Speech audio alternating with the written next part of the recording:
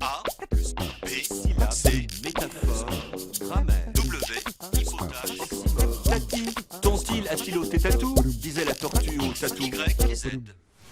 Ne craignons pas d'être un peu puriste, à bon escient du moins. Un homme politique français vient de me fâcher. Je l'ai entendu proposer à ses électeurs une nouvelle frontière.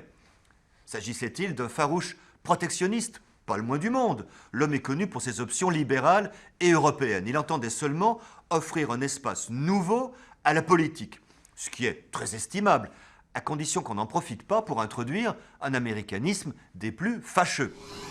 Pour désigner la frontière, l'anglais des États-Unis utilise le terme border. Le mot frontier est acceptable. Mais depuis le 19e siècle, on en a restreint la désignation à cette frontière mobile s'étendant vers l'ouest, vers le Pacifique.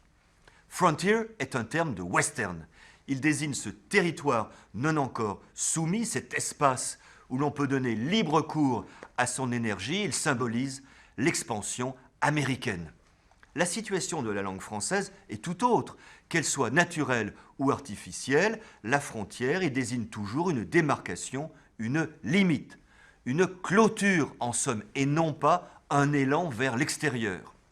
Il faut donc critiquer cet américanisme très fâcheux et proposer à ses électeurs une frontière.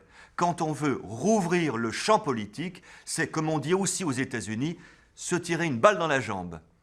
A plus B, C, Métaphore, grammaire, W, hypothèse, oxymore. Y et Z.